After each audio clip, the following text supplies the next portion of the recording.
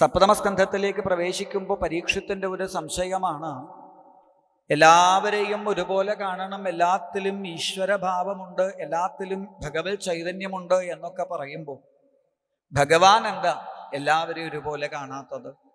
ദേവന്മാരോട് അധികം സ്നേഹം, അസുരന്മാരോട് കുറച്ച് സ്നേഹം കുറവ്, ഇതൊക്കെയാണ് ഞാൻ കേട്ട കഥകളിലൊക്കെ. അപ്പോ ഭഗവാന് ചില പക്ഷഭേദങ്ങളുണ്ട് എന്നല്ലേ അതിൻ്റെ അർത്ഥം എന്ന് ചോദിച്ചപ്പോഴാണ് പരീക്ഷത്തെ അങ്ങയുടെ മുത്തശ്ശനായ യുധിഷ്ഠിരൻ പണ്ട് രാജസൂയ യാഗവേദിയിൽ ഇതുപോലൊരു ചോദ്യം ചോദിക്കുകയുണ്ടായി. അന്ന് ചോദിച്ചത് നാരദരോടാണ്.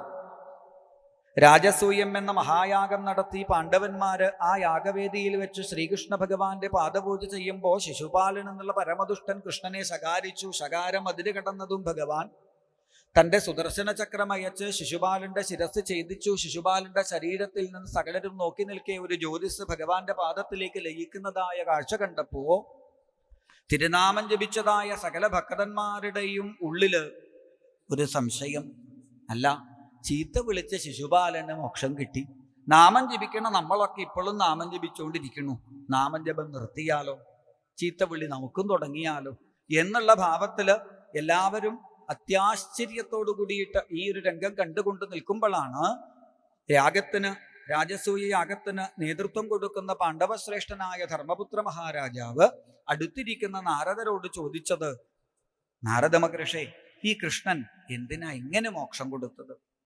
ശിശുപാലൻ ഇത്രയും ആൾക്കാരുടെ മുൻപിൽ കൃഷ്ണനെ ചീത്ത വിളിച്ചിട്ട് മോക്ഷം കൊടുത്താൽ ഈ നാമം ജപിക്കുന്ന ആൾക്കാർക്കൊക്കെ ഇപ്പൊ എന്താ തോന്നുന്നുണ്ടാവുക? മോക്ഷം കിട്ടാൻ എളുപ്പം ചീത്ത വിളിക്കല എന്നല്ലേ? അപ്പൊ എന്തുകൊണ്ടാ ശിശുപാലന് മോക്ഷം കൊടുത്തത് എന്ന് ചോദിച്ചപ്പോഴാണ് നാരദര് പറയണത്, ഹേ പരീക്ഷ, യുധിഷ്ഠിര മഹാരാജാവേ, ശിശുപാലന്റേതും ഭക്തി തന്നെയാണ്. കാരണം ഭക്തി എന്ന് പറഞ്ഞാൽ കേനാപ്യുപായേന മനഃ കൃഷ്ണേ നിവേശയിൽ, ഏത് വികാരവും ഭഗവാനിലേക്ക് വച്ചാൽ അത് ഭക്തിയാണ്. പ്രേമമായാലും പേടിയായാലും സ്നേഹമായാലും ദ്വേഷമായാലും ഭഗവാൻ നോക്കുന്നത് ഏത് വികാരം എന്നുള്ളതല്ല, ഭഗവാൻ നോക്കുന്നത് തന്നെയാണോ സ്മരിക്കുന്നത് എങ്കിൽ അനുഗ്രഹിക്കും. ഉദാഹരണം വേണോ? ഗോപ്യക്കാമാൽ ഭയാൽ കംസഹ, വൃന്ദാവനത്തിലെ ഗോപികമാരുടെ പ്രേമവും കംസന്റെ പേടിയും ശിശുപാലാദികളുടെ ദ്വേഷവും പാണ്ഡവന്മാരുടെ സ്നേഹവും എല്ലാം ഗുരുവായൂരപ്പന് ഒരുപോലെ തന്നെയാണ് അല്ലേ? ഭഗവാന്റെ പാദത്തിലേക്ക് അർച്ചിക്കുന്ന പുഷ്പങ്ങൾക്കൊക്കെ പല പേരുകളുണ്ടെങ്കിലും ആ പുഷ്പങ്ങളെല്ലാം ഭഗവാന്റെ തൃപാദത്തിൽ ഒന്ന് തൊടുമ്പോഴേക്കും പ്രസാദം എന്ന ഒരു ഭാവത്തിലേക്ക് മാറുന്നുണ്ട് എന്നതുപോലെ ഏത് വികാരവും ഭഗവാനിലേക്ക് ചേർത്താൽ അത് ഭക്തിയാണ്. അത്തരത്തിൽ ഉള്ളിൽ ഭഗവാനെ സ്മരിച്ചിട്ടുണ്ടെങ്കിൽ സുരനായാലും അസുരനായാലും ദേവനായാലും മൃഗമായാലും നരനായാലും ഭഗവാൻ കടാക്ഷിച്ചിട്ടുണ്ട്, വാരിപ്പുണർന്ന് അനുഗ്രഹിച്ചിട്ടുണ്ട്. അസുരന്മാരെ അനുഗ്രഹിച്ച കഥ അങ്ങ് കേൾക്കാഞ്ഞിട്ടാണ്. ഈ ശിശുപാലന്റെ ആദ്യത്തെ ജന്മം ഹിരണ്യാക്ഷ-ഹിരണ്യകശിപുക്കളായിട്ടായിരുന്നു ശിശുപാല ദന്തഭക്തന്മാര്. അന്ന് ആ ഹിരണ്യകശിപുവിന്റെ പുത്രനായ പരമഭാഗവതനായ പ്രഹ്ലാദൻ എന്ന ഭക്തന്റെ വാക്കിനെ സത്യമാക്കി തീർക്കാൻ ഭഗവാൻ അത്യദ്ഭുത നരസിംഹാവതാരമായി അവതരിച്ച് ഹിരണ്യകശിപുവിനെ നിഗ്രഹിച്ച് പ്രഹ്ലാദൻ എന്ന പരമഭാഗവതനെ വാരിപ്പുണർന്ന് അനുഗ്രഹിച്ചില്ലേ യുധിഷ്ഠിര? അപ്പൊ ഭഗവാൻ നോക്കുന്നത് ഭക്തിയുണ്ടോ? കേവലമായ നിഷ്കളങ്കമായ കളവില്ലാത്തതായ ഭക്തി തന്നോടുണ്ടോ? അതാരായാലും ഭഗവാൻ അനുഗ്രഹിച്ചിട്ടുണ്ട് എന്ന് പറഞ്ഞപ്പോഴാണ് രാജസൂയ യാഗരംഗത്തിൽ യുധിഷ്ഠിരനൊരു മോഹം. നാരദ മഹർഷേ, ആ നരസിംഹാവതാര കഥ അങ്ങൊന്ന് പറയൂ, ഞങ്ങളൊന്ന് കേൾക്കട്ടെ. ഈ ഒരു രംഗത്തിലാണ്, രാജസൂയം എന്ന മഹായാഗ രംഗത്തിൽ വെച്ച് ശ്രീനാരദ മഹർഷി പാടുന്ന ഭാവത്തിലാണ് ഭാഗവതത്തിലെ നരസിംഹാവതാര രംഗം. യുധിഷ്ഠിരനോട് നാരദര് ചോദിച്ചു, അങ്ങ് എവിടം വരെയാ കേട്ടത്? ഈ ഹിരണ്യകശിപുക്കളുടെ കഥയില് ഹിരണ്യകശിപുവിന്റെ കഥയാണ് ഇനി പറയേണ്ടത്. അപ്പോ ആ കഥ തുടങ്ങിയിട്ട് അതിൻ്റെ ഇടയിൽ അല്ല, അപ്പോൾ ഹിരണ്യാക്ഷനോ? അപ്പൊ ഈ ഹിരണ്യാക്ഷൻ എങ്ങനെയാ ജനിച്ചതെന്നൊക്കെ ചോദിച്ചാൽ സമയം കുറെ പോവും. ഇപ്പൊ തന്നെ സമയം വല്ലാണ്ട് വൈകിയിട്ടുണ്ട്. അതുകൊണ്ട് എവിടെ വരെ അങ്ങ് കേട്ടത് എന്ന് പറഞ്ഞാൽ ബാക്കി പറഞ്ഞാൽ മതിയല്ലോ. അപ്പൊ യുധിഷ്ഠിരൻ പറഞ്ഞു, ഹിരണ്യാക്ഷനായി വന്ന ഭഗവാൻ വരാഹമൂർത്തിയെ വധിച്ചു എന്ന് വരെ ഞാൻ കേട്ടിട്ടുണ്ട്. സൗകര്യായി. എന്നാ പിന്നെ അവിടെ നിന്ന് അങ്ങോട്ട് പറഞ്ഞാൽ മതിയല്ലോ. ഭ്രാതര്യേവം വിനിഹതേ ഹരിണാക്രോഡമൂർത്തിന ഹിരണ്യകശിപൂരാജൻ പര്യതപ്യൽ രുഷാശുച. തൻ്റെ സഹോദരനായ ആ ഹിരണ്യാക്ഷനെ വൈകുണ്ഠവാസിയായ മഹാവിഷ്ണു ഒരു കാട്ടുപന്നിയുടെ വേഷത്തിൽ വന്ന് വധിച്ചു, വരാഹരൂപത്തിൽ വന്ന് വധിച്ചു എന്നറിഞ്ഞതായ ഹിരണ്യകശിപു എന്തെന്നില്ലാത്തതായ ക്രോധത്തോടുകൂടി തൻ്റെ കൂട്ടാളികളായ അസുരന്മാരെ മുഴുവൻ വിളിച്ചു ചേർത്ത് അവരോടൊക്കെ ആയിട്ട് ആഹ്വാനം ചെയ്തു. നിങ്ങളൊക്കെ അറിഞ്ഞിരിക്കുമല്ലോ, എൻ്റെ സഹോദരനെ ആ മഹാവിഷ്ണു കൊന്നു. നേരിട്ട് വന്ന് കൊന്നിട്ടുണ്ടെങ്കിൽ എനിക്ക് വിഷമില്ല. ഇത് ഒരു കള്ളവേഷം കെട്ടിയിട്ട്, ഒരു കാട്ടുപന്നിയുടെ വേഷം കെട്ടി ചതിച്ചു കൊന്നു. അതുകൊണ്ട് എൻ്റെ സഹോദരനായ ഹിരണ്യാക്ഷനെ വധിച്ചതായ ആ വിഷ്ണുവിൻ്റെ മാറു കുത്തിപ്പിളർന്ന് വിഷ്ണുവിൻ്റെ രക്തം കൊണ്ട് ഞാൻ ഗുരുതി തർപ്പണം ചെയ്യും എൻ്റെ സഹോദരന്. ഇതാണ് എൻ്റെ സത്യപ്രതിജ്ഞ. എല്ലാവരും കൈയടിച്ചു. ഹിരണ്യകശിപു ചെന്ന് ഹിരണ്യാക്ഷന്റെ ശവശരീരം കെട്ടിപ്പിടിച്ചു കരയുന്ന ഹിരണ്യാക്ഷപത്നിയായ ഋഷാഭാനുവിനെയും മക്കളെയും തൻ്റെ അമ്മയായ ദിതിയെയും ഒക്കെ തത്വോപദേശം കൊടുത്ത് സമാധാനിപ്പിച്ചു.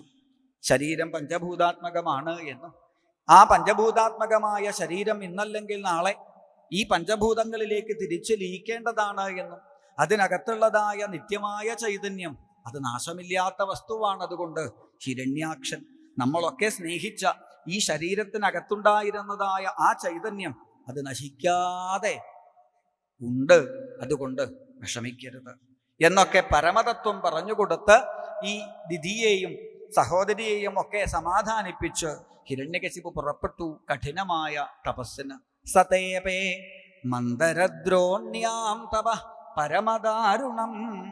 അല്ലേ, ഹിരണ്യകശിപു മന്ദരപർവ്വതത്തിന് മുകളിൽ കയറിയിട്ട് ആ പർവ്വതത്തിൻ്റെ ഏറ്റവും മുകളിലുള്ള ഏറ്റവും ഉയരത്തിലുള്ള കൊടുമുടിയുടെ ഏറ്റവും മുനയിൽ ചെന്നിട്ടാണ് തപസ്. പരമദാരുണം. കണ്ടാൽ നമുക്ക് തോന്നും അത്രേ ഇങ്ങനെയൊക്കെ ചെയ്യണോ എന്ന് തോന്നുന്ന. കാരണം ഈ ഹിരണ്യകശിപു നിൽക്കുന്ന നിൽപ്പുണ്ടല്ലോ, സമയം കിട്ടുമ്പോ ഒന്ന് നമ്മൾ നിന്ന് നോക്കണം വീട്ടിൽ നിന്ന്. പക്ഷെ നിൽക്കുന്നതിന് മുമ്പ് ഒരാഴ്ച റെസ്റ്റിനുള്ള സമയം കൂടി കാണണം. പാദാങ്കുഷ്ഠാശ്രിതാവനി. ഒരു കാല് മടക്കി മറ്റേ കാലിൻ്റെ പെരുവിരൽ മാത്രം നിലത്ത് കുത്തി, രണ്ട് കൈകളും മുകളിലേക്ക് കൂപ്പി, തല മുകളിലേക്ക് ഉയർത്തി, കണ്ണടച്ചിട്ടല്ല, കണ്ണൊരൊറ്റ ദൃഷ്ടിയിലേക്ക് അനങ്ങാതെ പിടിച്ചിട്ടാണ് ഹിരണ്യകശിപുവിൻ്റെ തപസ്. കാലാത്മനോശ്ച നിത്യത്വ സാധയിഷ്യേ വ്രതം മമ. ഞാൻ വിചാരിച്ച കാര്യം നേടാതെ ഇനി ഇവിടുന്ന് ഞാൻ അനങ്ങില്ല. ഇതാണ് മനസ്സിൻ്റെ ഉറപ്പ്.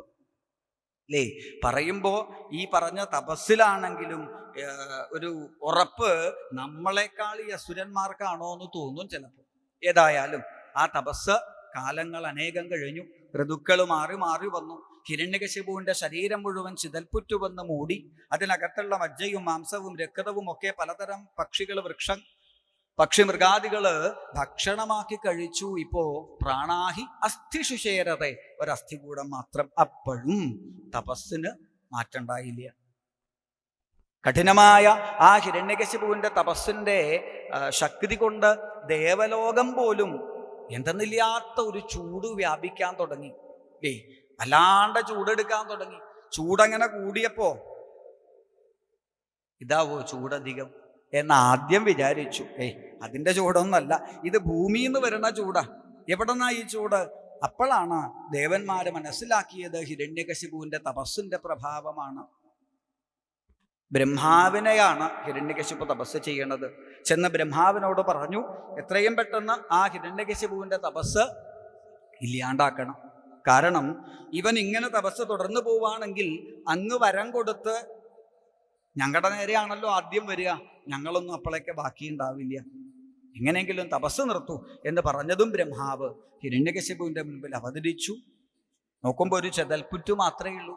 തൻ്റെ കയ്യിലുള്ളതായ കമണ്ഡലു ജലം എടുത്ത് ആ ചതൽപുറ്റിലേക്ക് ഒന്ന് തളിച്ചതും സർവാവയവ സമ്പന്നോ വജ്രസംഹനനോ യുവ, എന്തെന്നില്ലാത്തതായ തേജസ്സോടുകൂടി കാച്ചുപഴുപ്പിച്ചതായ സ്വർണത്തിന്റെ നിറത്തോടുകൂടി ഉരുക്കിന്റെ ബലത്തോടുകൂടി ഹിരണ്യകശിപുവിന് ഒരു പുതിയ ശരീരം അവിടെ കിട്ടിയെന്ന.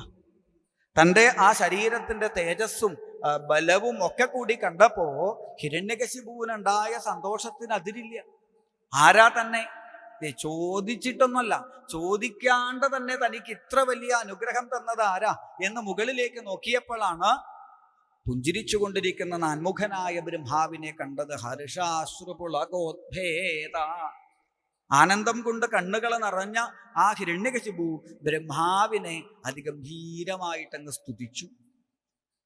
സ്തുതിയൊക്കെ കേട്ടപ്പോ ബ്രഹ്മാവിന് വലിയ സന്തോഷമായി. കാരണം ബ്രഹ്മാവിന് എപ്പോഴെങ്കിലും കൊല്ലത്തിൽ ഒരു തവണ കിട്ടണ ചാൻസാ എന്ത് ഈ സ്തുതി കേൾക്കല്. ബ്രഹ്മാവിന് അങ്ങനെ എല്ലാവരും ഒന്നും തപസ് ചെയ്യാറുമില്ല, മൂപ്പർക്ക് അധികം അമ്പലവും ഇല്ല. അതുകൊണ്ട് ഈ സ്തുതി എപ്പോഴെങ്കിലും ഒന്ന് കേട്ടാൽ ബ്രഹ്മാവിന് വലിയ സന്തോഷാവും. ആ സന്തോഷത്തിൽ ബ്രഹ്മാവ് ഇരിക്കുമ്പോൾ ബ്രഹ്മാവിനോട് ഹിരണ്യകശിപു പറഞ്ഞു, ഹിരണ്യകശിപു ബ്രഹ്മദേവ, എനിക്കൊരൊറ്റ വരം തന്നാ മതി. എന്താ വരം? മൃത്യുർമാ, മരിക്കരുത്. അത് തരാൻ എനിക്ക് സാധിക്കില്ല. കാരണം മരണം എന്നുള്ളത് കാലത്തെ അതിജീവിക്കാനുള്ള കഴിവാണ്, അതെനിക്കില്ല. ഹിരണ്യകശിപുവിന് വല്ലാത്ത സങ്കടമായി. കാരണം ഈ ഒരൊറ്റ വരം കിട്ടാൻ വേണ്ടിയിട്ട് ഇത്ര കാലം ഞാൻ ഇങ്ങനെ തപസ് ചെയ്തത്. ഇനിയിപ്പോ എന്തു വേണം? ഒരു കാര്യം ചെയ്യാം, മരിക്കാനുള്ള സകല സാധ്യതകളും ഇല്ലാണ്ടാക്കുക, മരണം കടന്നു വരുന്നതായ വാതിലുകളൊക്കെ കൊട്ടിയടയ്ക്കാം എന്ന് തീരുമാനിച്ച് ഹിരണ്യകശിപു ബ്രഹ്മദേവനോട് പറഞ്ഞു, എങ്കിൽ എനിക്കൊന്നല്ല ഒന്നിലധികം വരങ്ങൾ വേണം. എത്ര വരം വേണമെങ്കിലും ചോദിച്ചോളൂ. അവിടുന്ന് ഹിരണ്യകശിപു തുടങ്ങി വരങ്ങൾ ചോദിക്കാൻ. ലോകത്തിൽ ഒരാളും ഇത്ര വരങ്ങളൊപ്പം നേടിയിട്ടുണ്ടാവില്ല അല്ലേ? വരങ്ങൾ നേടിയ ആ കണക്കെടുത്താൽ ഇന്നും ഗിന്നസ് ബുക്കിൽ ഒന്നാമത്തെ സ്ഥാനം ഹിരണ്യകശിപുവിന് തന്നെയാണ്.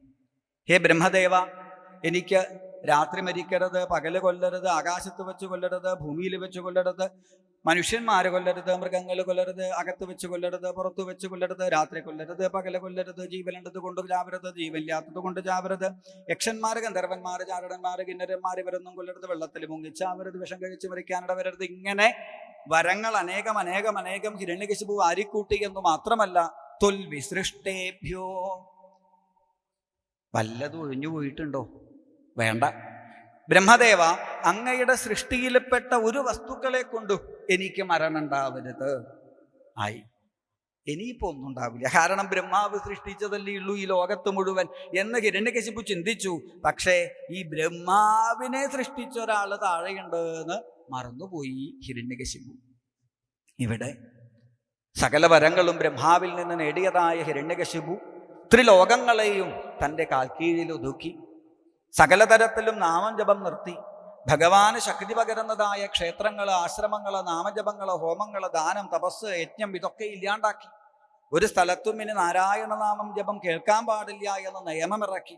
അസുരന്മാർ വാളുമിടത്തിറങ്ങി ആരെങ്കിലും നാരായണ എന്ന് ജപിക്കുന്നുണ്ടെങ്കിൽ രണ്ടാമത് ജപിക്കാൻ തലയുണ്ടാവില്ല. അത്തരത്തിൽ നാമം ജപം ഒരു മഹാ അപരാധമാക്കി മാറ്റി ഹിരണ്യകശിപുവിൻ്റെ ഭരണസഭ. അത്തരത്തിൽ ലോകത്തിലുള്ളതായ സകല നാമഞ്ജപവും നിർത്തി എന്ന് സമാധാനിച്ച് ഹിരണ്യകശിപു കൊട്ടാരത്തിൽ ഇരുന്നപ്പോഴാണ് കൊട്ടാരത്തിന്റെ ഉള്ളിൽ നിന്നൊരു നാമഞ്ജപം തുടങ്ങുന്നത്. ഹരേ നാരായണ ഹരേ നാരായണ ഹരേ നാരായണ ഹരേ നാരായണ. ഹിരണ്യകശിപുവിന് 4 മക്കള്, ഹ്ലാദൻ, അനുഹ്ലാദൻ, സംഹ്ലാദൻ, പ്രഹ്ലാദൻ അല്ലേ? ഇപ്പൊ പണ്ടേ ഉണ്ട് ഈ മാച്ചായിട്ടുള്ള പേരിടുന്ന. ഇപ്പൊ അങ്ങനെയാണല്ലോ, മൂത്ത കുട്ടിയുടെ പേര് സൂന്നാണെങ്കിൽ ബാക്കിയൊക്കെ സു സു സു. അതുപോലെ ഹിരണ്യകശിപു നല്ല പേരുകൾ നോക്കി സെലക്ട് ചെയ്തിട്ടതാ. ഇതിൽ ഇളയവനാണ് പ്രഹ്ലാദൻ. പക്ഷേ നാരദര് പറയുന്നു, ഗുണേർമഹദുപാസക, ഗുണങ്ങളെ കൊണ്ട് പ്രഹ്ലാദനാണ് ശ്രേഷ്ഠൻ എന്ന് പറയാം. എന്തൊക്കെയാ പ്രഹ്ലാദന്റെ ഗുണങ്ങള്? ഗുണൈരലം അസംഖ്യേർ. യുധിഷ്ഠിര, പ്രഹ്ലാദന്റെ ഗുണങ്ങൾ പറയാൻ പുറപ്പെട്ടാൽ തീരില്ല. എല്ലാം ഒന്നും പറയാൻ നമുക്കിപ്പോൾ സമയമില്ല. കുറച്ച് ഗുണങ്ങൾ പറയാം. ബ്രഹ്മണ്യ, സത്യസന്ധോ, ജിതേന്ദ്രിയ, ഗുരുഷു ഈശ്വര ഭാവന. ഏറ്റവും വലിയ പ്രഹ്ലാദന്റെ ഗുണം ഗുരുത്വം എന്നുള്ളത് തന്നെയാണ്. പിന്നെ ബ്രഹ്മണ്യനായിരുന്നു, സത്യസന്ധനായിരുന്നു, ജിതേന്ദ്രിയനായിരുന്നു, സകലരോടും സൗഹൃദത്തോടുകൂടി പെരുമാറുന്നവനായിരുന്നു. ഇങ്ങനെ സകല ഗുണങ്ങളും തികഞ്ഞ മകനായിരുന്നു. ആരുടെ കഥയായി പറയുന്നത്? പ്രഹ്ലാദൻ അല്ലേ? സകല ഗുണങ്ങളും തികഞ്ഞ പുത്രനായിരുന്നു പ്രഹ്ലാദൻ. ഇത് കേട്ടപ്പോ യുധിഷ്ഠിരൻ പറഞ്ഞു, അല്ല നാരദ മഹർഷി, ഇത്രയും ഗുണങ്ങളുള്ള ഒരു മകൻ ഉണ്ടാവാനല്ലേ എല്ലാവരും പ്രാർത്ഥിക്കുന്നത്? എന്നിട്ട് ഈ ഹിരണ്യകശിപുവിന് എന്താ ഇത്ര വിദ്വേഷം ഈ പ്രഹ്ലാദനോട് വന്നത്? ഇപ്പൊ നാരദര് പറഞ്ഞു, ഹിരണ്യകശിപുവിനും അതന്നെയാ കുഴപ്പം. എന്ത്? ഇത്ര ഗുണം ഉണ്ടാവാൻ പാടില്ല. അസുരനല്ലേ, തൻ്റെ മകൻ ഇതുപോലുള്ള ഗുണമൊന്നും ശീലിക്കാൻ പാടില്ല. ആദ്യമൊന്നും ഹിരണ്യകശിപു ശ്രദ്ധിച്ചില്ല. കാരണം ന്യസ്തക്രീഡനകഃ, മറ്റു കുട്ടികളെ പോലെ കളിപ്പാട്ടങ്ങളോടൊന്നും താല്പര്യമില്ല, മറ്റു കുട്ടികളെ പോലെയുള്ളതായ ആഭരണങ്ങളോടോ വസ്ത്രങ്ങളോടോ ഒന്നും താല്പര്യമില്ല. അധിക സമയവും പ്രഹ്ലാദൻ ഏകാന്തതയില് കണ്ണുകൾ അടച്ചിരിക്കും. ഇടയ്ക്ക് കൊച്ചിരുതതി വൈകുണ്ഠ ചിന്താശബളചേതന. ഇടയ്ക്ക് ആ പ്രഹ്ലാദൻ ഭഗവാന്റെ ഈ അത്ഭുത സൃഷ്ടിയെക്കുറിച്ചോർത്ത്, എത്രയോ ജീവജാലങ്ങള് ഈ ലോകത്തിൽ പ്രാരബ്ധം അനുഭവിച്ച് വട്ടം ചുറ്റുന്നതായ ആ ഒരു ഭാവം ചിന്തിക്കുമ്പോൾ സകല ജീവജാലങ്ങളോടുമുള്ള കാരുണ്യമോർത്ത് പ്രഹ്ലാദന്റെ കണ്ണുകൾ നിറയും. കൊച്ചിൽ ഹസതി. അപ്പ പ്രഹ്ലാദൻ ചിന്തിക്കും, അല്ല, ഇങ്ങനെയൊക്കെ വേവലാതി ആവലാതി ഉള്ളത് കൊണ്ടല്ലേ ഭക്തന്മാർക്ക് ഭഗവാനെ കാണണമെന്ന് തോന്നണത് അല്ലേ? നമുക്കൊക്കെ ഇപ്പൊ വിചാരിച്ച പോലെ എല്ലാം കിട്ടി സുഖമായിട്ടിരിക്കണു വെച്ചാൽ ആരെങ്കിലും അമ്പലത്തിൽ തൊഴാൻ വരുമോ? ഗുരുവായൂരപ്പനെ കാണാൻ വരുമോ? മെൽപ്പത്തൂര് പോലും പറയുന്നുണ്ട്, ഈ ഒരു വാതരോഗമില്ലെങ്കിൽ ഞാൻ എങ്ങനെ ഗുരുവായൂരപ്പനെ കാണും? അപ്പോ അത്തരത്തിൽ ചിന്തിക്കുമ്പോ കൊച്ചിൽ ഹസതി, പൊട്ടിച്ചിരിക്കും, പെട്ടെന്ന് നൃത്തം വയ്ക്കും. ചിലപ്പോ തൻ്റെ 2 കണ്ണുകളെയും അടച്ച് അനങ്ങാതെ ധ്യാനിച്ചിരിക്കണത് കാണാം. ഹിരണ്യകശിപു സൂക്ഷിച്ചടുത്ത് വന്ന് നോക്കുമ്പോ അസ്പന്ദ പ്രണയാനന്ദ സലീലാമീലിതേക്ഷണ, കണ്ണടച്ചിരിക്കുന്ന 5 വയസ്സുകാരനായ ആ പ്രഹ്ലാദന്റെ 2 കണ്ണുകളിൽ നിന്നും കണ്ണുനീര് ധാരധാരയായിട്ട് ഒഴുകണത് കാണാം. ഇത് കണ്ടപ്പോ ഹിരണ്യകശിപുവിനൊരു സംശയം, ഇവനെവിടുന്ന് കിട്ടി ഈ ഭക്തി എന്ന് മാത്രല്ല, അത്യാവശ്യം വാക്കുകൾ അങ്ങനെ കൂട്ടിച്ചൊല്ലണ പ്രായം എത്തിയപ്പോ പ്രഹ്ലാദന്റെ ഉള്ളിൽ നിന്ന് ആദ്യം തന്നെ വരണത് ഹരേ നാരായണ ഹരേ നാരായണ എന്ന ഭഗവാന്റെ തിരുനാമം കൂടിയാണ് എന്നറിഞ്ഞപ്പോ സഹിച്ചില്ല. ഹിരണ്യകശിപുവിന് തോന്നി, അല്ല, ഇവനെ പറഞ്ഞിട്ട് കാര്യമില്ല. കാരണം താൻ തപസ്സിന് പോയ സമയത്ത് ഗർഭിണിയായിരുന്ന തൻ്റെ വധു കയാധുവിനെ ദേവേന്ദ്രൻ കൊല്ലാൻ ശ്രമിച്ചതും ആ സമയത്ത് നാരദര് രക്ഷിച്ച് നാരദരുടെ ആശ്രമത്തിലേക്ക് ആ കയാധുവിനെ കൊണ്ടുപോയി. ആ ആശ്രമത്തിൽ വെച്ചാണ് പ്രഹ്ലാദന് ജന്മം കൊടുത്തത് കയാധു. പിന്നെ ഒരു 3-4 കൊല്ലം കഴിയണത് വരെ, 3-4 വയസ്സുവരെ പ്രഹ്ലാദൻ വളർന്നത് നാരദരുടെ ആശ്രമത്തിലാണ്. ആ സ്വാമി പഠിപ്പിച്ച പണിയായത്. ആ സ്വാമിക്കുണ്ട് എന്ത്? ഈ നാരായണ നാമം ജപം. അപ്പൊ പിന്നെ അത് കേട്ടിട്ടാവില്ലേ? അപ്പൊ ഒരു കാര്യം ചെയ്യാം, ഈ ചെറിയ പ്രായത്തിൽ ഇങ്ങനെ നാമം ജപിച്ച് പഠിച്ചാൽ ചിലപ്പോ ചൊട്ടയിലെ ശീലം ചുടല വരെ എന്നല്ലേ പറയാം. ഇപ്പൊ ചെറിയ പ്രായത്തിൽ ഭക്തി ഉണ്ടായാൽ വലിയ കുഴപ്പാവും. അതുകൊണ്ട് എന്ത് വേണം? കഴിയണതും ഭക്തി പിടിക്കണൊരു സമയമുണ്ടല്ലോ, ഒരു 2 വയസ്സ് 3 വയസ്സൊക്കെ സമയത്താണല്ലോ ഭക്തി പിടിക്കുക. അതിനു മുമ്പ് തന്നെ പതുക്കെ വിദ്യാലയത്തിലേക്ക് പറഞ്ഞേക്കണം. എന്നാലോ അവിടെ പോയിട്ട് വേണ്ടാത്തതൊക്കെ പഠിച്ചോളും, ഈ ഭക്തിയൊന്നും പിന്നെ ഉണ്ടാവില്ല. അപ്പൊ കഴിയണതും ചെറിയ പ്രായത്തിൽ തന്നെ വിദ്യാലയത്തിലേക്ക് പറഞ്ഞയച്ചാൽ അവിടെ പഠിപ്പിക്കുന്നത് ആസുരികമായ പാഠശാല കൂടിയാണെങ്കിൽ പിന്നെ ഒരു തരത്തിലും ഭക്തി ഇവിടെ ഉണ്ടാവില്ല. അപ്പോൾ ഹിരണ്യകശിപുവിന്റെ പദ്ധതികൾ നമ്മൾ ചിന്തിക്കണം അല്ലേ? ഈശ്വരഭക്തി ഇല്ലാണ്ടാക്കാൻ വേണ്ടി ശ്രമിക്കുന്ന എല്ലാവരുടെയും പദ്ധതി ഇത് തന്നെയാ. ഇന്നത്തെ തലമുറയല്ല, ഇപ്പൊ നാമം ജപിക്കുന്നവരല്ല, ഇപ്പൊ ഭാഗവതം കേൾക്കുന്നവരല്ല, ഇനിയൊരു തലമുറ ഭാഗവതം, ഇനിയൊരു തലമുറ നാമം ജപം ഉണ്ടാവരുത്.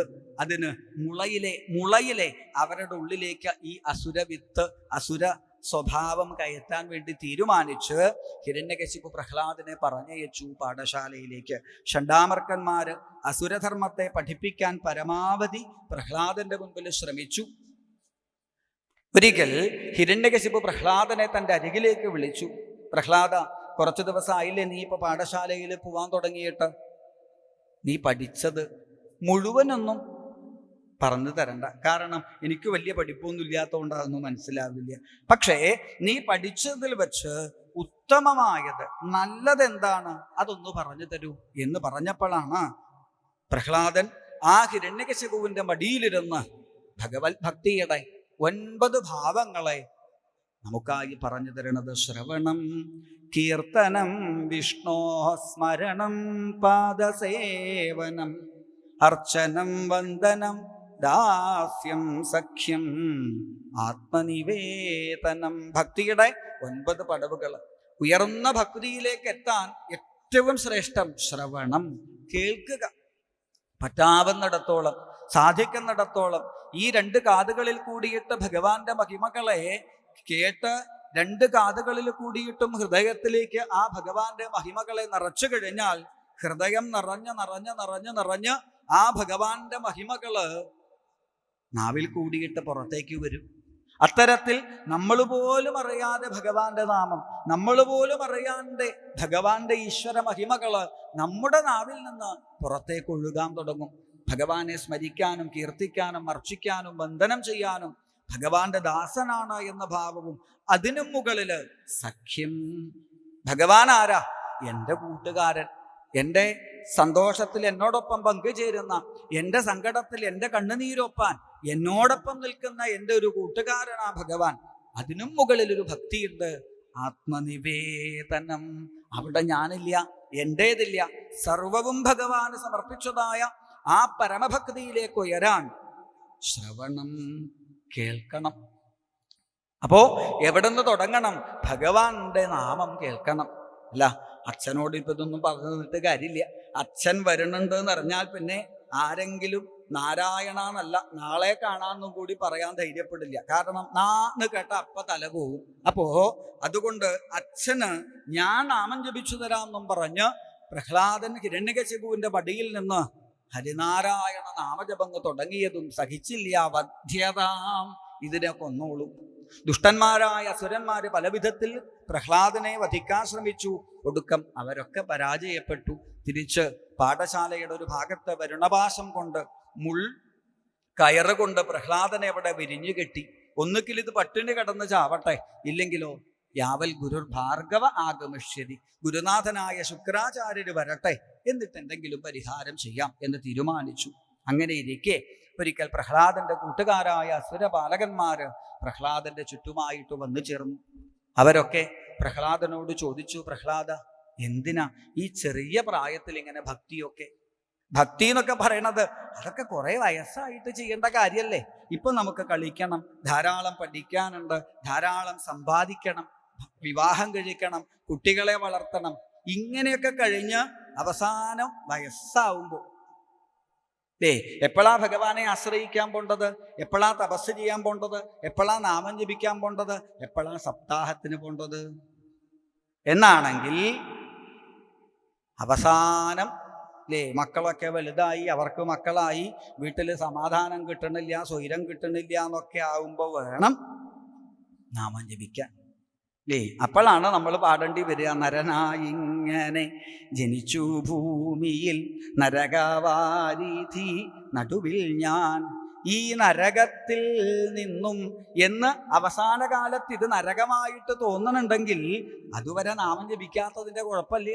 അതുവരെ ഈശ്വരനെ സേവിക്കാത്തതിൻ്റെ കുഴപ്പമല്ലേ? അതുകൊണ്ട് അപ്പോഴേക്ക് കാത്തു നിൽക്കണ്ട, ഇപ്പോഴേ തുടങ്ങിക്കൂല.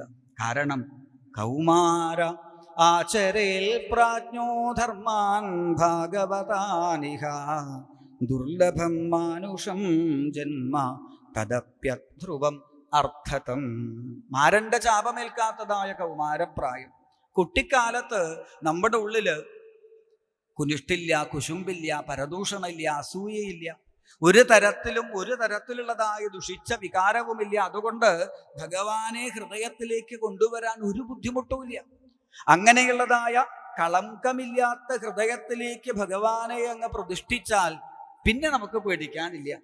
നേരെ മറിച്ച് വലുതാവും തോറും ദുരാപൂരേണ കാമേന മോഹേന ച ബലീയസ, അതിൻ്റെ ഉള്ളിലേക്ക് ബന്ധുക്കളായി, സുഹൃത്തുക്കളായി, അയൽക്കാരായി, ശത്രുക്കളായി, ഇങ്ങനെ പലരും പലരും പലരും വന്ന് സീറ്റ് പിടിച്ച് അവസാന കാലം ഭഗവാന് സ്ഥലം കൊടുക്കാന്ന് വിചാരിക്കുമ്പോഴേക്കും സ്ഥലം ഉണ്ടാവില്ല ഉള്ളില്. അതുകൊണ്ട് ആദ്യം തന്നെ ഭഗവാനുള്ള സ്ഥലം ഒരുക്കൂ.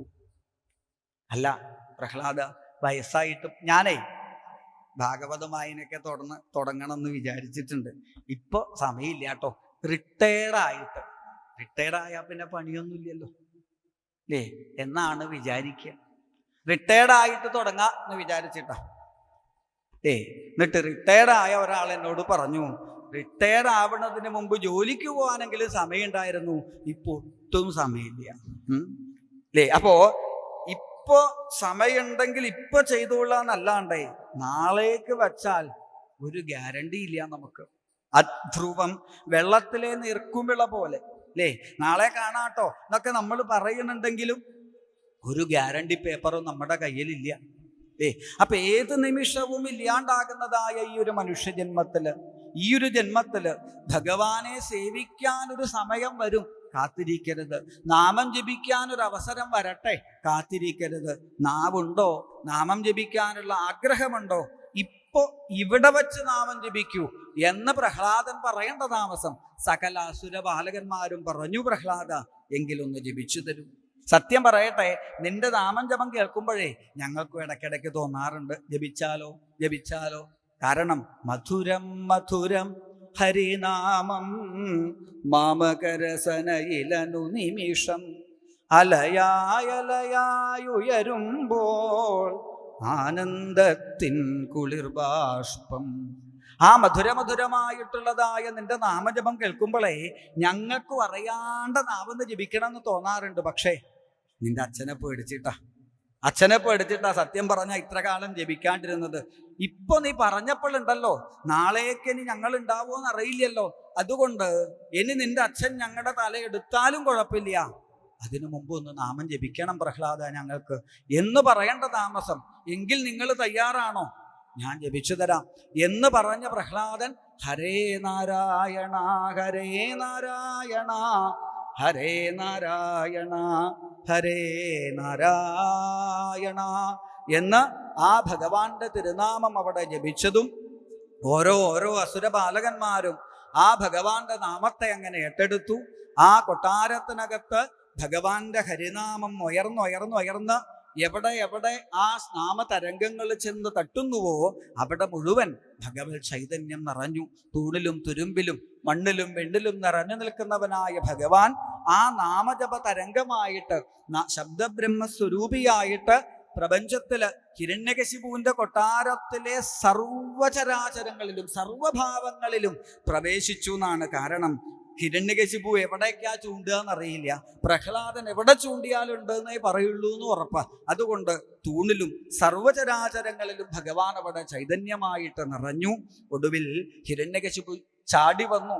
ചവിട്ടേറ്റ ഒരു സർപ്പത്തെ പോലെ ഉരിപ്പിടിച്ച വാളുമായി വന്ന ഹിരണ്യകശിപു കണ്ടത് തിരുനാമം ജപിച്ച് നൃത്തം ചെയ്യുന്ന തൻ്റെ പുത്രനെ വലിച്ചഴച്ചു കൊണ്ടുപോയി വലിച്ചെറിഞ്ഞ് പ്രഹ്ലാദനോട് ചോദിച്ചു, ഹേ ദുർവിനീത മന്ദാത്മൻ കുലഭേദകരാധമ, അസുരകുലത്തിന് മുഴുവൻ മുൾപ്പടർപ്പായിട്ട് വരുന്ന നിന്നോട് ഞാനൊരു ചോദ്യം ചോദിക്കട്ടെ, നീ കാണണില്ലേ എൻ്റെ ഈ പുരികക്കൊടി ഒന്ന് ദേഷ്യം കൊണ്ട് വിറയ്ക്കുമ്പോഴേക്കും ഇന്ദ്രാദി ദേവന്മാർ എൻ്റെ മുൻപിൽ വന്ന് ഒച്ചാനിച്ച് കിടുകിട മുട്ടുവിറച്ചു നിൽക്കുന്നത്? ത്രിലോകങ്ങളെയും കാൽക്കീഴിൽ ഒതുക്കിയ സകല ദേവന്മാരെയും എൻ്റെ ബലം കൊണ്ട് ഞാൻ പരാജയപ്പെടുത്തിയെന്നിരിക്കെ അങ്ങനെ സർവ്വലോകത്തിനും അധികാരിയായിരിക്കുന്ന എൻ്റെ മുൻപിൽ വന്നിട്ട് എൻ്റെ ശത്രുവായ വിഷ്ണുവിൻ്റെ നാമം ജപിക്കാൻ ശാസനം കിംബലം, നിനക്കാരാടാ ശക്തി തന്നത് എന്ന് ദേഷ്യം പിടിച്ച് മുഷ്ടി ചുരുട്ടി ഹിരണ്യകശിപു ഒരു ചോദ്യം ചോദിച്ചപ്പോ പ്രഹ്ലാദൻ ഒരു ഉത്തരം പറഞ്ഞു, ന കേവലം മേ ഭവതശ്ചരാചൻ. അച്ഛനോട് ഞാനൊരു ചോദ്യം ചോദിക്കട്ടെ, ആരാണ് ബലം എന്ന് ഈ നാവ് കൊണ്ട് പറയാൻ അച്ഛൻ ആരാ ബലം തന്നത്? ഈ താഴ്ത്തിയ കൈകൾ ഇങ്ങനെ ഉയർത്താൻ അച്ഛൻ ആരാ ബലം തന്നത്? ഈ വിരലുകൾ ഇങ്ങനെ മുഷ്ടിയായി ചുരുട്ടി പിടിക്കാൻ അച്ഛൻ ആരാ ബലം തന്നത്? എന്തിന്? ശ്വാസോച്ഛ്വാസം ചെയ്യാൻ നമുക്ക് ആരാ ബലം തരണത്? നമ്മൾ ഓരോരുത്തരുടെയും ഉള്ളില് ജീവന്റെ സ്പന്ദനം നിലനിർത്താൻ 24 മണിക്കൂറും നടക്കുന്നതായ ആ ശ്വാസോച്ഛ്വാസം എന്ന പ്രവൃത്തി പോലും നമ്മളുടെ ബലം കൊണ്ടല്ല, നമ്മുടെ ഓർമ്മ കൊണ്ടല്ല, നമ്മുടെ കഴിവ് കൊണ്ടല്ല എന്നിരിക്കെ എനിക്കൊരു ബലമില്ല, അച്ഛനൊരു ബലമില്ല, പ്രപഞ്ചത്തിന് മുഴുവൻ ഒരു ബലമേ ഉള്ളൂ. അത് ഭഗവാൻ ചക്രപാണിയായ എൻ്റെ ജഗന്നാഥനായ ഭഗവാനാണ് എന്ന് പ്രഹ്ലാദന്റെ വാക്ക് കേട്ടതും പൊട്ടിച്ചിരിച്ചു. നീ മരിക്കാൻ പോവുക, ചാവണതിന് മുമ്പുള്ള നിന്റെ ഈ പിച്ചുമ്പേയും പറയല് അതൊന്നും എൻ്റെ അടുത്ത് നടക്കില്ല. നിന്നെ ഞാൻ കൊല്ലും, പക്ഷേ അതിന് മുമ്പ് എനിക്ക് കയ്യിൽ കിട്ടേണ്ട ഒരുത്തനുണ്ട്. നീ പറയണുണ്ടല്ലോ ജഗദീശ്വരൻ, ജഗന്നാഥൻ, ജഗത്പ്രഭു എന്നൊക്കെ. അങ്ങനെ നീ പറയണത് പോലെ ഭഗവാൻ മഹാവിഷ്ണു ജഗത്ത് മുഴുവൻ നിറഞ്ഞു നിൽക്കുന്ന ജഗദീശ്വരനാണെങ്കിൽ ക്വാസൗ, എവിടെയാവനുള്ളത് എന്ന ആ ഹിരണ്യകശിപുവിന്റെ അട്ടഹാസം കേട്ട് പ്രഹ്ലാദൻ ചുറ്റുമായിട്ടൊരു നോട്ടം നോക്കി. പ്രഹ്ലാദൻ ചുറ്റും നോക്കണത് കണ്ടപ്പോ ഹിരണ്യകശിപു പൊട്ടിച്ചിരിച്ചു. നോക്കണ്ട, അവൻ എൻ്റെ മുമ്പിലേക്ക് വരില്ല പേടിച്ചിട്ട്. അപ്പൊ പ്രഹ്ലാദൻ പറഞ്ഞു, അച്ഛാ, ഞാൻ നോക്കിയത് അവൻ എവിടെയാ ഉള്ളത് എന്നല്ല, അവൻ എവിടെയാ ഇല്ലാത്തത്. സർവത്ര, സർവചരാചരങ്ങളിലും ഭഗവാൻ നിറഞ്ഞു നിൽക്കുന്നുണ്ടല്ലോ. ഇതങ്ങ് കേട്ടതും സഹിച്ചില്ല ഹിരണ്യകശിപുവിന്. ഒടുവിൽ ഹിരണ്യകശിപു ഒട്ടുമില്ല എന്നുറപ്പിച്ചൊരു സ്ഥലം, കസ്മാൽ സ്തംഭേന, എങ്കിൽ എൻ്റെ കൊട്ടാരത്തിനകത്തുള്ളതായ ഈ തൂണിനകത്ത് എന്തുകൊണ്ട് നിന്റെ വിഷ്ണുവിനെ ഞാൻ കാണണില്ല എന്ന് ചോദിച്ചതും പ്രഹ്ലാദൻ ആ തൂണിലേക്കൊരു നോട്ടം നോക്കി. അവിടെ പിന്നെ പ്രഹ്ലാദൻ കണ്ടത് തൂണല്ല, ശങ്കരക്കര ഗദാധാരിയായി പീതാംബരപ്പട്ടുടുത്ത് പുഞ്ചിലമ്പ് ചാർത്തി വനമാല ചാർത്തി പീലിക്കിരീടം ചൂടി പുഞ്ചിരിച്ചുകൊണ്ട് തന്നെ കടാക്ഷിക്കുന്ന സാക്ഷാൽ ശ്രീ മഹാവിഷ്ണുവിനെ, ശ്രീമന്നാരായണനെ കണ്ടതും ഭഗവാൻ ആ താമരക്കണ്ണുകളെ കൊണ്ട് പ്രഹ്ലാദൻ അനുവാദം കൊടുത്തു. പ്രഹ്ലാദ, പറഞ്ഞോളൂ, ഞാനിവിടെ തയ്യാറായി നിൽക്കുക. ആ നിമിഷം തൊഴുതുകൊണ്ട് ആ തൂണിനകത്തും ചൈതന്യമായി നിൽക്കുന്ന ഭഗവാനെ നമസ്കരിച്ചുകൊണ്ട് പ്രഹ്ലാദൻ പറഞ്ഞു, ദൃശ്യതേ. അച്ഛാ, ഈ തൂണിനകത്ത് സർവേശ്വരനായ ആ ഭഗവാനെ ഞാനിതാ വ്യക്തമായി കാണുന്നു എന്ന് പറയേണ്ട താമസം ഹിരണ്യകശിപുവിന് സഹിച്ചില്ല. ഇവൻ ആളെ കളിയാക്കുക, വെറുതെ ഒരു തൂണും നോക്കിയിട്ട് അവൻ പ്രദക്ഷിണം വയ്ക്കുന്നു, തൂണിന് നോക്കിയിട്ട് നമസ്കരിക്കുന്നു. ശരി, അങ്ങനെ നീ പറയുന്ന പോലെ ഒരുത്തൻ ഇതിനകത്തുണ്ടെങ്കിൽ നിന്റെ മുമ്പിൽ വെച്ച് ഞാൻ ഈ തൂണ് ഇടിച്ചു പൊളിക്കും. ആ തൂണ് വളരുമ്പോൾ അതിനകത്തുനിന്ന് എൻ്റെ വിഷ്ണു പുറത്തേക്ക് വരട്ടെ. നിന്റെ മുൻപിൽ വെച്ച് ആ വിഷ്ണുവിന്റെ കഥ ഞാൻ കഴിക്കുമ്പോൾ ത്രിലോകാധിപതിയായ ഹിരണ്യകശിപുവിന്റെ ബലം നിനക്ക് ബോധ്യമാകും എന്ന് പറഞ്ഞ് പ്രഹ്ലാദന്റെ മുൻപിൽ നിന്ന് ഒരു കൈകൊണ്ട് പ്രഹ്ലാദനെ തട്ടിമാറ്റി വാളൂരി പിടിച്ചതായ ആ മുഷ്ടി കൊണ്ട് സ്തംഭം തതാട അതിബലസ്വമുഷ്ഠിന ഓടിവന്ന് അതിശക്തിയായിട്ട് ആ തൂണിലേക്ക് ഹിരണ്യകശിപു ഇടിയിടിച്ചതും തതൈവ തസ്മിന്നിനതോ അതിഭീഷണോ ബഭൂവ ഏനാണ്ടകടാഹമസ്ഫുടൽ. അവിടെ പിന്നെ കേട്ടത് തൂണ് വളരണ ഒരു ശബ്ദം എന്നല്ല, ഘോരമായ ഒരു അട്ടഹാസം മുഴങ്ങി.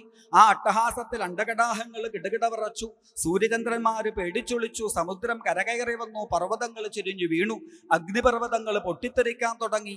ലോകം മുഴുവൻ കിടുകിട ഭയന്നതായ വിറച്ചതായ ആ ഒരു രംഗത്തില് ഹിരണ്യകശിപുവിന്റെ കൊട്ടാരത്തിനകത്തുള്ള സകല തൂണുകളും കിടന്ന് വിറയ്ക്കാൻ തുടങ്ങി.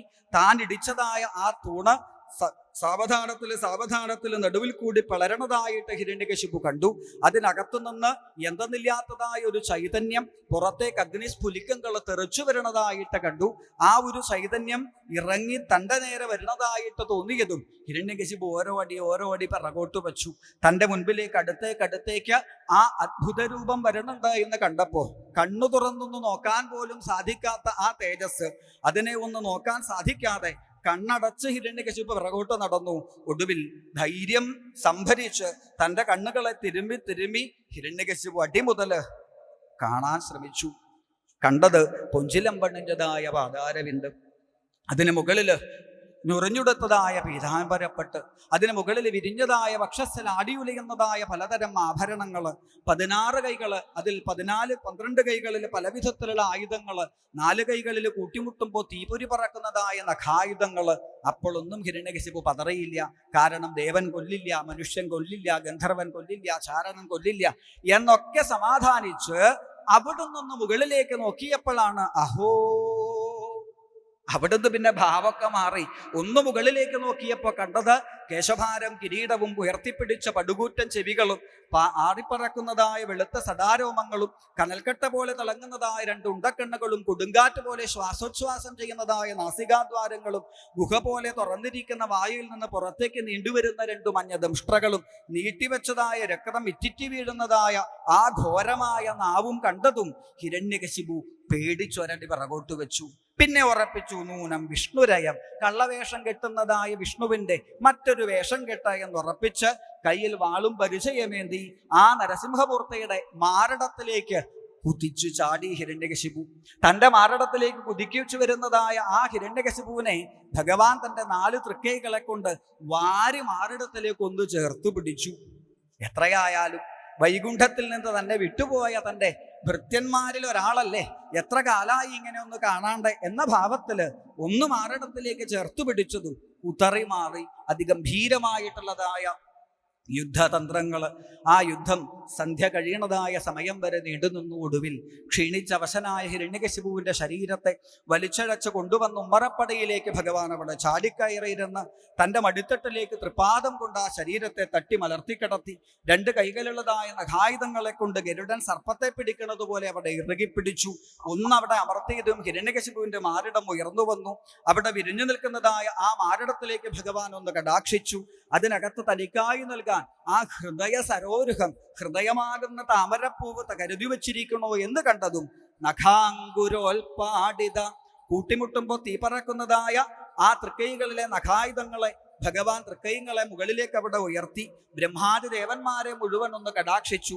പ്രഹ്ലാദനെ ഒന്ന് അനുഗ്രഹിച്ച് ഹിരണ്യകശിപുവിന്റെ വിരിഞ്ഞതായ മാരടത്തിലേക്ക് ആ നഖായുധങ്ങളെ ഭഗവാൻ കുത്തിയിറക്കി 2 ഭാഗത്തേക്കായി പൊളിച്ചപ്പോ അതിൽ നിറഞ്ഞിരുന്നതായ രക്തം ഭഗവാന്റെ ശരീരത്തിലേക്ക് അഭിഷേകമായി വന്നു.